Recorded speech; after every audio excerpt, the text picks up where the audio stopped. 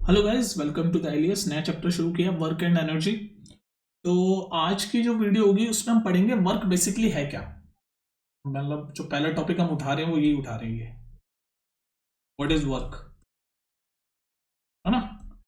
तो डिटेल में पढ़ लेते हैं वर्क क्या होता है, फिर उसके बाद उसमें बहुत सारी चीजें होती है, positive work, negative work, zero work, सारी चीजें डिटेल में समझने की कोशिश करते हैं। ठीक है, तो आपकी कंसंट्रेशन अब मुझे चाहिए, पूरी कंट्रोल्ड कंसंट्रेशन, पूरा इधर फोकस कर लो इधर। अब देखो, आसान भाषा में समझाने की कोशिश करूंगा, सुनते जाओ कहना क्या चाह रहा हूं। जैसे मान लो, फॉर एग्जांपल एग्जांपल से समझाता हूं तुम्हें। मान लो ये कोई ऑब्जेक्ट है ना, बॉक्स है ये, मान लो ये कोई बॉक्स है ना। ये इस पोजीशन पे खड़ा है, ए पोजीशन पे, ठीक है। और मैंने इस बॉक्स के ऊपर यहां पर ऐसे फोर्स लगाई, इस डायरेक्शन में, ऐसे इस बॉक्स पे मैंने फोर्स लगाई। ये जो बॉक्स है इस पे मैंने ऐसे फोर्स लगाई, तो धक्का दिया, फोर्स लगाई, ठीक है। तो ये बॉक्स क्या करा, ये ए पोजीशन पे था ना यहाँ पर, तो ऐसे खिसक के यहां पर आ गया, ये बी पोजीशन पे आ गया। तो मैंने जब ये फोर्स लगाई तो ये बॉक्स ऐसे खिसक के यहां तक आ गया। तो वर्क डन क्या है, बेसिकली वर्क डन ये है कि जब हम किसी ऑब्जेक्ट पे फोर्स लगाते हैं, जैसे मैंने इस बॉक्स पे फोर्स लगाई, ध्यान से सुन लो, वर्क, व्हाट इज वर्क वो बता रहा हूं मैं तुम्हें। जब भी हम किसी ऑब्जेक्ट पे फोर्स लगाते हैं, जैसे इस बॉक्स पे मैंने फोर्स लगाई, और उस ऑब्जेक्ट के अंदर किसी टाइप की मूवमेंट होती है, डिस्प्लेसमेंट होती है, उस ऑब्जेक्ट में डिस्प्लेसमेंट होती है, तो हम कह देते हैं कि भाई वर्क हुआ है। बस इतना ही है वर्क। तो अगर इसको मैं डेफिनेशन के फॉर्म में बोले तो क्या, work is said to be done if on applying the force on an object the object is displace from its position. तो मैं अगर इसकी डेफिनेशन लिखूं तो क्या होगा, तो क्या लिखा मैंने वर्क की डेफिनेशन, देखो इजीएस्ट वर्क की डेफिनेशन ये कि when a force is applied on an object, when a force, जैसे यहां पर हमने फोर्स लगाई, when a force is applied on an object and the object displaces, ये इंग्लिश का शब्द है डिस्प्लेसेस, मतलब मूवमेंट हुई, डिस्प्लेसमेंट हुई, है ना। फिजिक्स में बोलते हैं ना डिस्प्लेसमेंट, मतलब मूवमेंट हुई, एक पोजीशन से दूसरी पोजीशन पे गया, उसको ही बोलते हैं डिस्प्लेसमेंट। शॉर्टेस्ट डिस्टेंस को भी बोलते हैं डिस्प्लेसमेंट, अगर बिल्कुल डिटेल में समझना है तो कहने का मतलब क्या है कि किसी ऑब्जेक्ट पे जब हम फोर्स लगाते हैं और उस ऑब्जेक्ट के अंदर उस फोर्स की वजह से डिस्प्लेसमेंट होती है, मतलब मूवमेंट होती है, उसकी पोजीशन में चेंज होता है, तो हम कह देते हैं वर्क इज डन। तो हम कह देते हैं वर्क इज डन। जैसे इस केस में हुआ, ये एक ऑब्जेक्ट था, इस ए पोजीशन पे था, हमने इस पे फोर्स लगाई, ये खिसक के यहां से खिसक के बी पोजीशन पे आ गया, तो इसको बोलते हैं वर्क। ये तो हो गई हमारी डेफिनेशन वाली बात। अगर इसको मैथमेटिकली देखें तो इसका फॉर्मूला ऐसा होता है, work is equal to force dot displacement. ये एस क्या, डिस्प्लेसमेंट, मतलब कितना मूवमेंट हुआ, मतलब जैसे यहां से यहां तक 5 मीटर, ये मान लो फॉर एग्जांपल 5 मीटर मूव हुआ, तो एस की वैल्यू है 5 मीटर। और अगर इस पर 10 न्यूटन की फोर्स लगी तो एफ की वैल्यू हो गई 10 न्यूटन। अगर मैं आपसे पूछूं वर्क क्या होगा, लो न्यूमेरिकल की फॉर्म में अगर मैं लिख दूं क्वेश्चन, वर्क क्या होगा, तो वर्क का फॉर्मूला आपको ही पता है। वर्क का फॉर्मूला होता है फोर्स कितनी है, 10 न्यूटन, डॉट डिस्प्लेसमेंट मतलब कितना मूव हुआ, ये 5 मीटर मूव हुआ, तो इंटू 5, तो 10 × 5 होता है 50। तो वर्क डन होगा आपका 50। और वर्क की यूनिट क्या होती है, ऐसा यूनिट वर्क की क्या होती है, जूल, या तो जूल होती है, या फिर फोर्स की क्या होती है, न्यूटन, और डिस्टेंस की क्या होती है, मीटर, या फिर न्यूटन मीटर बोल लो, या तो जूल बोल लो या न्यूटन मीटर बोल लो, ऐसा यूनिट, या तो जूल बोल लो या फिर न्यूटन मीटर बोल लो। तो वर्क डन हो गया 50 जूल, या फिर, और आपको न्यूटन मीटर में लिखना है तो 50 न्यूटन मीटर। बात समझ में आ गई। तो वर्क क्या होता है कि हम जब भी किसी ऑब्जेक्ट पे फोर्स लगाते हैं, किसी ऑब्जेक्ट पे जब हम फोर्स लगाते हैं, तो उस ऑब्जेक्ट में जो डिस्प्लेसमेंट होती है, मतलब उसकी जो पोजीशन चेंज होती है, उसी को तभी हम बोलते हैं कि आपका वर्क हो गया। अब जैसे फॉर एग्जांपल अगर आपसे मैं पूछूं कि भाई वर्क बेसिकली किन किन कंडीशन पे, मतलब कौन सी कंडीशन फॉलो करता है वर्क, मतलब हम कब कहेंगे, मतलब हम कब बोलेंगे कि वर्क हुआ है, तो बेसिकली दो चीजें होनी चाहिए और दोनों होनी चाहिए। अगर एक भी नहीं हुई तो हम बोलेंगे वर्क नहीं हुआ। पहली चीज, हम कब बोलेंगे, मतलब किसी भी, कहीं भी अगर हमें जानना हो कि वर्क हुआ है, तो उसको जानने के लिए हमें दो चीजें समझनी पड़ती है, दो चीजें हमें दिखनी चाहिए। एक तो किसी ऑब्जेक्ट पे फोर्स लगनी चाहिए, force should be act on an object,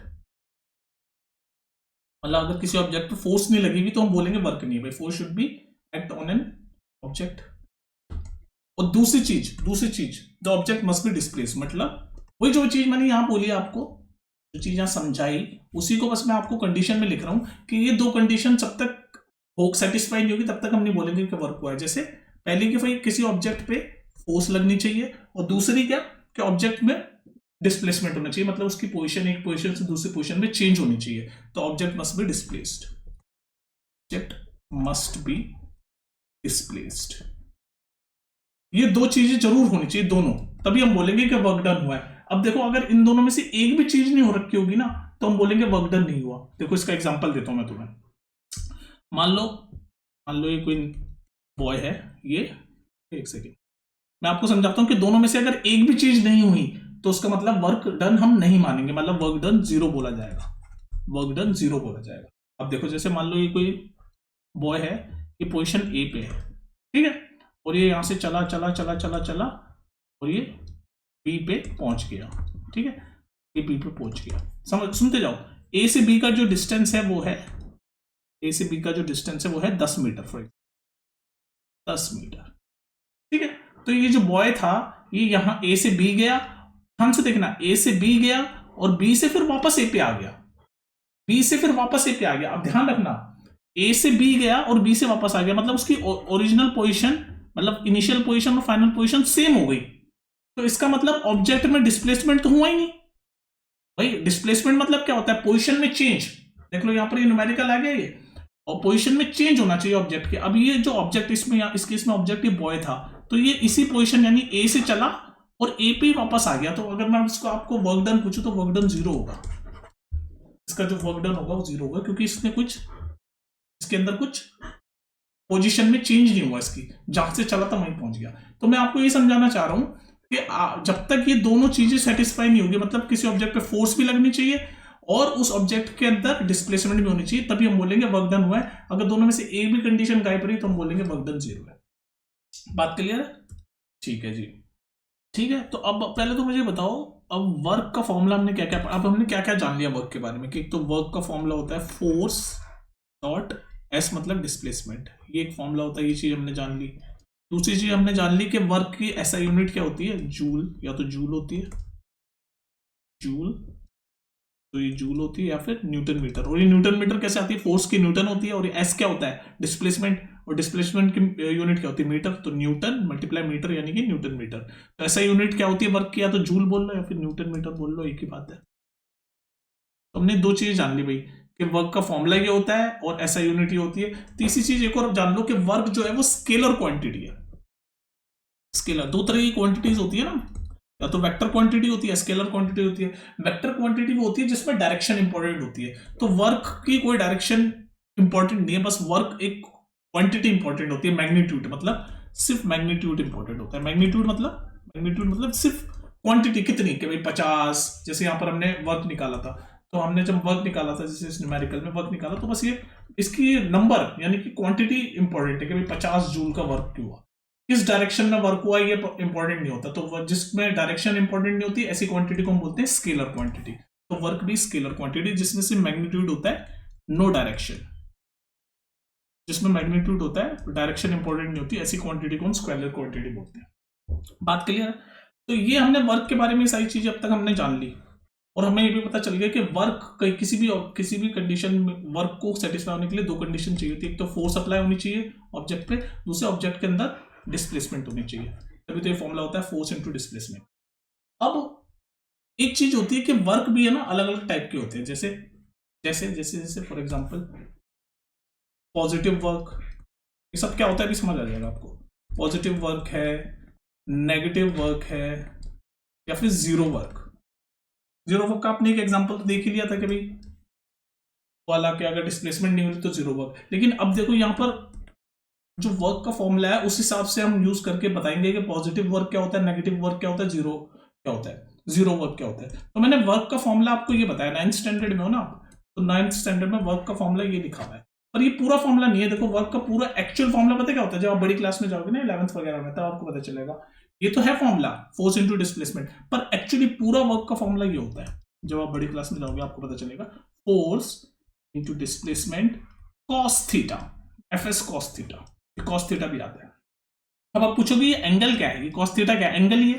तो ये जो एंगल होता है, थीटा क्या होता है, ये बेसिकली एंगल होता है किस किस चीज के बारे में, ये मैं आपको 9th से बड़ी क्लास की बात बता रहा हूं, लेकिन आपको फिर ये पॉजिटिव नेगेटिव और जीरो वर्क समझने में आसानी हो जाएगी, ठीक है। तो पूरा फॉर्मूला वर्क का ये होता है एफ एस नहीं होता, एफ एस कॉस थीटा भी होता है, जिसमें थीटा क्या होता है, एंगल बिटवीन, ये शॉर्ट में मैंने बिटवीन लिखा है, angle between force and displacement. S क्या है, डिस्प्लेसमेंट। तो फोर्स और डिस्प्लेसमेंट के बीच में जो एंगल होता है ना, वही होता है ये थीटा एंगल। अब मैं पहले तो मैं तुम्हें बता दूं, यार कॉस थीटा की बात चल रही है, तो पहले आप कुछ चीजें मैं आपको बताता हूं। कॉस 0 की वैल्यू क्या होती है, 1 होती है। कॉस 180 की वैल्यू होती है -1। कॉस 90 की वैल्यू होती है 0। ये 3 वैल्यू आपको याद रखनी पड़ेगी कॉस की। अब आपको मैं पॉजिटिव वर्क, नेगेटिव वर्क और जीरो वर्क आपको इजीली समझ आ जाएगा। आपको ये बात तो समझ आ गई ना कि 9th में आपका वर्क डन का फॉर्मूला सिर्फ इतना बताया, फोर्स इंटू डिस्प्लेसमेंट, पर ये पूरा फॉर्मूला नहीं होता। एक्चुअली फॉर्मूला होता है वर्क का force into displacement cos theta. और ये जो थीटा ये क्या होता है, फोर्स और डिस्प्लेसमेंट के बीच में जो एंगल होता है ना, वही होता है ये। ठीक है, अब मैं आपको बताता हूँ कि मैंने क्यों बताया, अब आपको समझ आएगा।